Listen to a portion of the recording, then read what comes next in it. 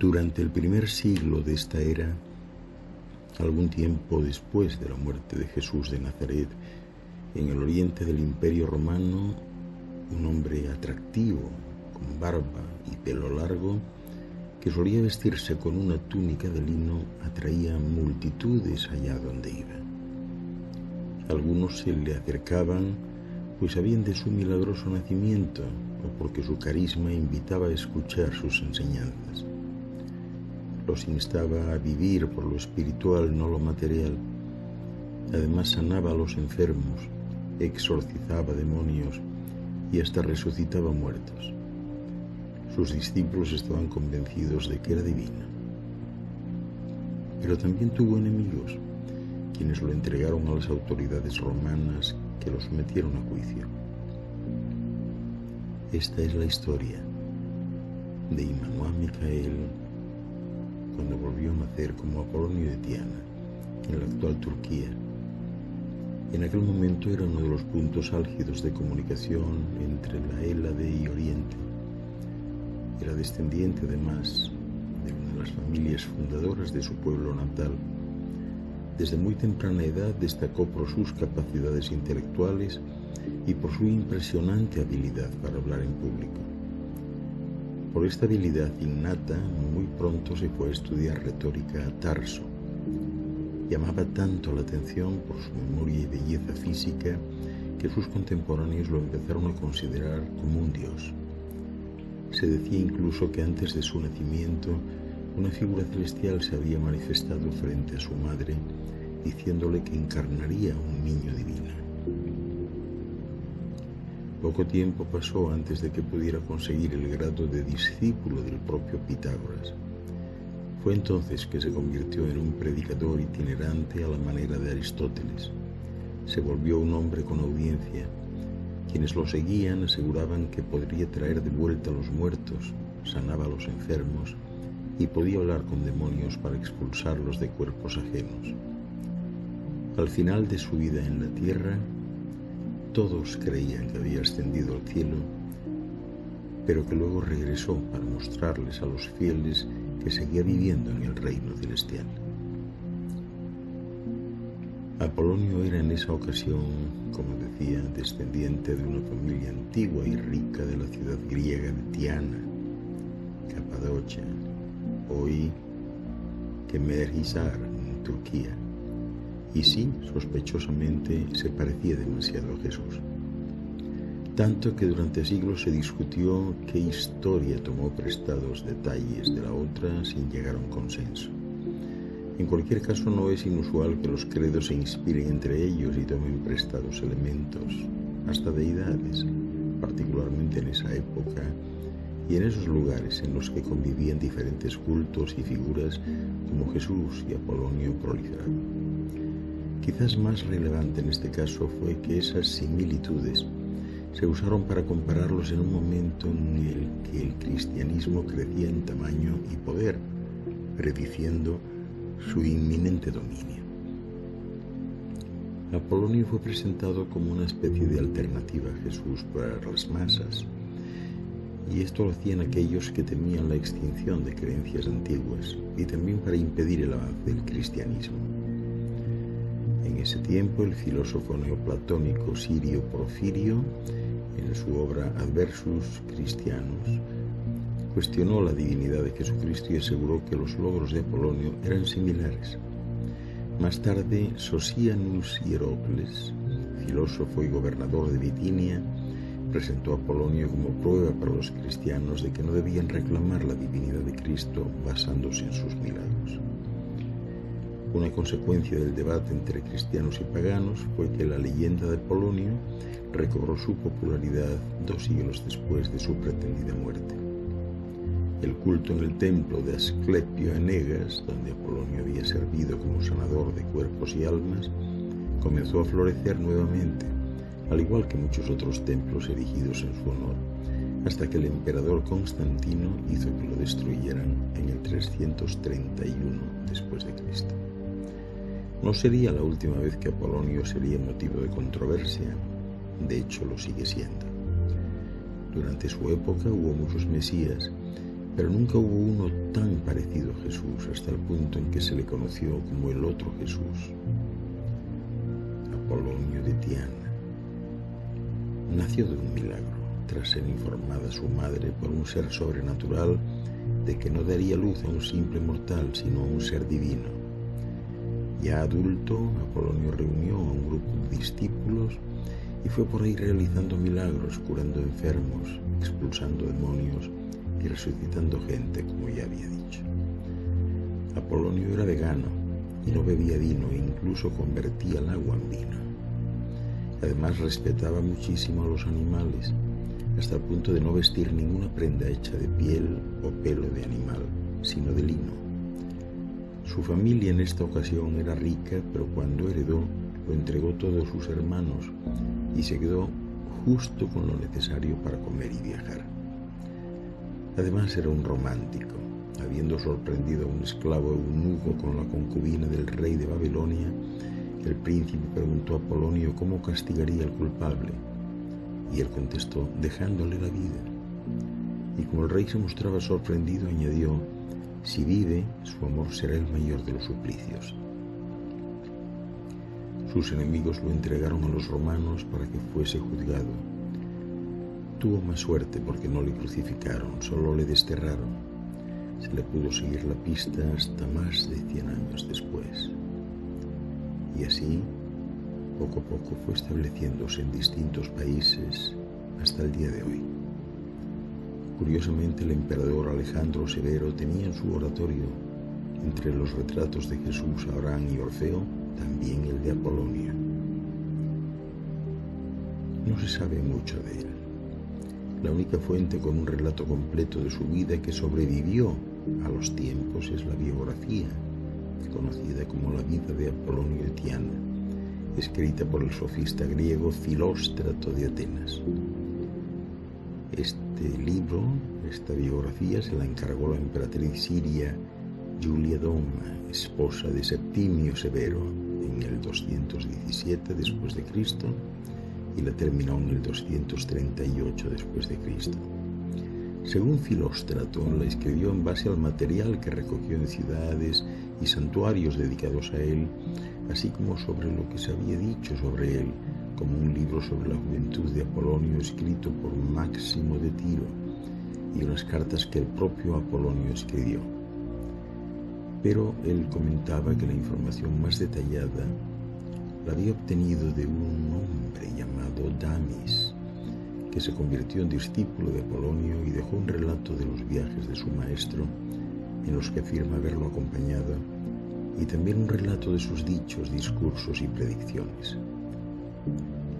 Sin embargo, mucho de lo que escribió ha sido puesto en duda por los expertos, incluso la existencia de Damis, que algunos creen fue un invento. No obstante, hay consenso en que Apolonio sí existió, pues aunque no muchos, otros escritores de la antigüedad también lo mencionan, incluido el respetado historiador romano Dion Casio, contemporáneo de Filóstrato. El problema es que la vida de Apolonio es como una novela que, si fuera publicada hoy, llevaría la aclaración inspirada en una historia real. En su narración, Filóstrato entretejió leyendas, como la de que cuando la madre de Apolonio estaba embarazada, se le apareció ese ser divino. Ella no se asustó, pero le preguntó cómo sería el hijo que tendría, y él contestó, como yo mismo. ¿Y quién eres tú?, preguntó. Proteo, el dios de Egipto. Y cuenta que la gente del país dice que justo en el momento del nacimiento, un rayo pareció caer a la tierra y luego elevarse en el aire y desaparecer en lo alto, y que los dioses indicaron con ello la gran distinción que el sabio alcanzaría. Sin embargo, hay un esfuerzo por retratar a Apolonio como un erudito más que un dios, el que pudiera hacer lo que otros mortales no, explica Filóstrato, era el resultado del conocimiento que Dios revela a los sabios, incluso después de relatar uno de sus más famosos milagros, en el que resucitó el día de su entierro a una muchacha de una prominente familia de Roma que había muerto justo en la hora de su boda. Si detectó en ella alguna chispa de vida que los que la cuidaban no habían notado, pues se dice que, aunque en aquel momento llovía, un vapor subía de su rostro, o si realmente la vida se había extinguido y la restauró con la calidez de su tacto. Este es un misterioso problema que nunca se pudo resolver. Lo que es cierto es que poseía una cultura extraordinaria y una inteligencia claramente superior a la gente que le rodeaba. Era matemático, pero también entendía de ciencia, arte y religión. Dominaba hasta 16 idiomas perfectamente y cuenta la leyenda que sabía comunicarse incluso con los animales y la naturaleza. Era un hombre con unas extraordinarias capacidades mentales, un psíquico indiscutible, pero al mismo tiempo era un fabuloso taumaturgo que encandilaba a las masas fácilmente. Miles de personas le seguían escuchando ávidas sus palabras, aunque muchas veces no las entendieran. Fue consejero de varios emperadores y respetado por todos, pero también tuvo enemigos que sin embargo nunca se atrevieron a atacarle directamente. Como ya decía, la leyenda cuenta que poseía el don de resucitar muertos y curar a los enfermos, y predecir el futuro y bilocarse y hacerse invisible. En todo momento se posicionó en contra de la violencia y el maltrato a los animales, y se reflejaba en sus palabras cuando su rey le invitaba a cazar con él en alguno de los parques que poseía, y le decía: «Te has olvidado que no asisto ni siquiera a tus sacrificios. Es más, no veo la gracia de atacar bestias maltratadas y mantenidas en esclavitud, lo opuesto a la naturaleza». Debido a todo esto, en un momento dado, decidió recluirse bajo un árbol y estuvo 5 años en un verdadero ayuno de palabras. Su relación con emperadores y personas de gran poder le permitió entonces ganar dinero y tener libertad para viajar allá donde deseaba. Su viaje a la India le cambió para siempre. A su vuelta contaba que había estado en contacto con los superiores desconocidos, seres no humanos que le habían comunicado sus conocimientos, y llegó a afirmar en una de sus cartas que había visto hombres que vivían en la tierra, pero que sin embargo no eran de esta tierra. Visitó lugares prohibidos para los demás mortales, conoció a la Hermandad Blanca, y estos le revelaron información y conocimientos que él fue transmitiendo poco a poco en sus oratorios. Todos estos extraños personajes que aparecen en su camino, al final le tenían encomendada una misión, que para él se convirtió en la más importante y que sería la misión a lo que se dedicaría el resto de su vida en aquel tiempo. Estos seres divinos, entre los que se encontraba un rey indio llamado Yarchas, le encomendaron la misión de ocultar varios objetos de poder a talismanes en distintos lugares del mundo, con la intención de que en un futuro lejano pudieran ser descubiertos y permitiesen a la humanidad dar un salto evolutivo. Apolonio de Tiana afirmaba que a su llegada al reino desconocido del monarca Yarchas, éste le recibía diciéndole: «Has venido al hogar de los hombres que saben todas las cosas». Apolonio fue también un prolífico escritor, pero tan solo unas 95 de sus cartas han llegado hasta nuestros días. Entre sus libros conocidos se encuentran el libro de la adivinación, el testamento filosófico, la vida de Pitágoras, himno a la memoria, astrología judicial, cartas y el libro de los sacrificios. En este último manifiesta que no hay que ofrecer ningún sacrificio a los dioses más allá del uso de la razón. Al final de su vida conocida en aquel tiempo, el emperador romano Domiciano le acusó de magia y herejía, asegurando que solo alguien conectado al maligno podía adivinar el futuro y realizar los prodigios que se le atribuían en ese momento. El día del juicio, el acusado acudió serenamente a la sala. Los jueces le instaron a que se declarase culpable de los cargos que se le imputaban, pero él se negó, y sus palabras fueron: «No podéis detener mi alma, ni siquiera mi cuerpo podéis detener, y dicho esto se cuenta que desapareció ante el estupor de todos los presentes. Más tarde se dejó ver por sus seguidores, pero ya era un hombre mayor en ese momento, parecía como de 90 años, y su partida de este mundo estaba cerca, según decía él.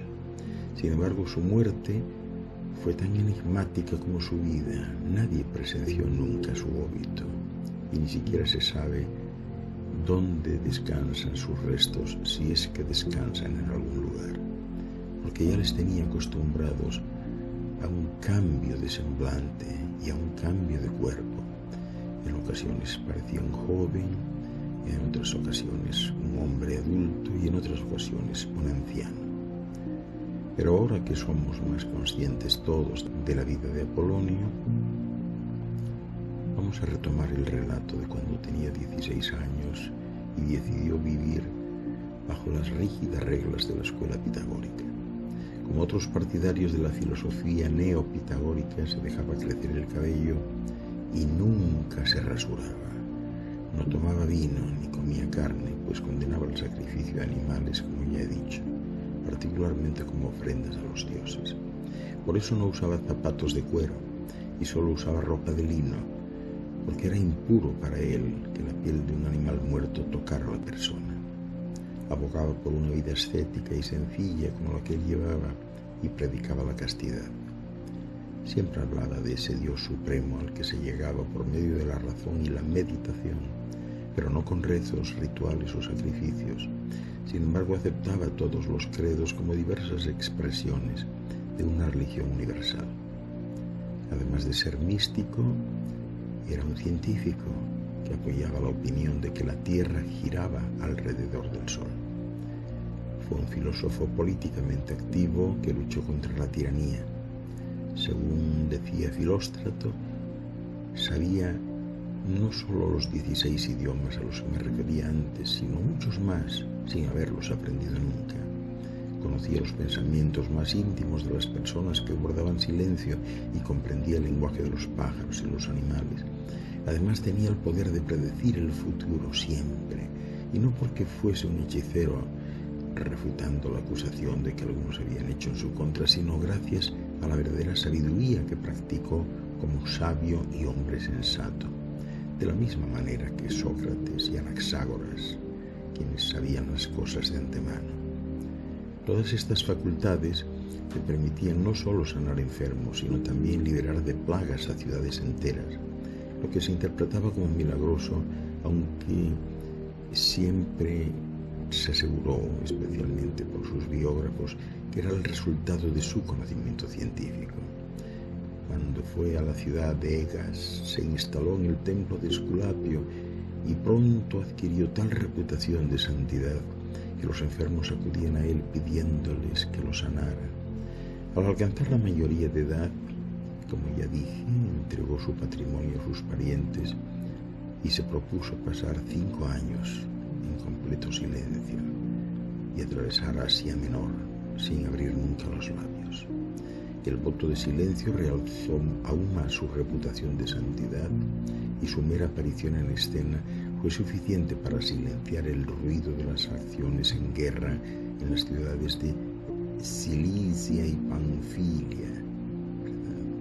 Y viajó mucho, ya en aquel tiempo.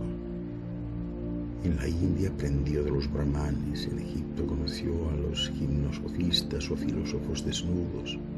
En Alejandría mantuvo largas conversaciones con el emperador Vespasiano y su sucesor Tito, poco después del asedio y captura de Jerusalén por este último.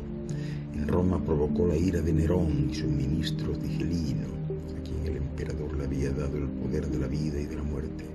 Empezó a espiarlo, sospechando que ridiculizaba al gobierno. Se salvó gracias a un eclipse acompañado de un trueno y una clarividencia en la que dijo: habrá algún gran acontecimiento. Y no habrá. Al principio nadie comprendió el significado de las palabras de Apolonio, pero 3 días después se supo que durante el eclipse Nerón estaba comiendo y un rayo cayó sobre la mesa y partió en 2 la copa que tenía en las manos cerca de sus labios. El que hubiera escapado de la muerte por tan poco, pues le dio sentido a lo que dijo, de aquel gran acontecimiento que debería suceder y sin embargo no debería suceder. Tras enterarse, Tigelino comenzó a temer a Apolonio como alguien que era sabio en asuntos sobrenaturales y sintió que sería mejor no presentar cargos contra él. No corrió con la misma suerte después de la muerte de Tito, cuando sí fue arrestado esta vez por el emperador Domiciano, acusado de fomentar la sedición. Y aunque Filóstrato parece haber reconstruido la escena del juicio con cuidado, su final es mágico. Como ya dije, Apolonio se esfumó de la corte de manera divina e inexplicable. Así lo narró también Eusebio de Cesarea en su Tratado contra la vida de Apolonio Etiana. Fue llevado a juicio ante el emperador Domiciano y fue absuelto de los cargos, y que después de ser absuelto, con curiosa inoportunidad, gritó en el tribunal exactamente lo siguiente: «Dame también, si quieres, la oportunidad de hablar, pero si no, entonces envía a alguien para que tome mi cuerpo, porque mi alma no puedes tomarla. No, ni siquiera puedes tomar mi cuerpo, porque no me matarás, ya que te digo que no soy mortal». Y luego, después de esta famosa declaración, se nos dice que desapareció de la corte. Los detalles de su vida luego son vagos, pero según Filóstrato, se pudo seguir su trayectoria vital durante más de 100 años y siempre conservó su vigor y su forma, e incluso un aspecto aún más agradable que en su juventud. Al desaparecer, según la tradición popular, ascendió corporalmente al cielo, acompañado de un inesperado canto de voces de doncellas. Posteriormente se supo que sí, había sido llevado al cielo en una estructura espacial para seguir realizando su obra en otros países y en otras comunidades hasta el día de hoy, residente en Irak, llevando a cabo su obra.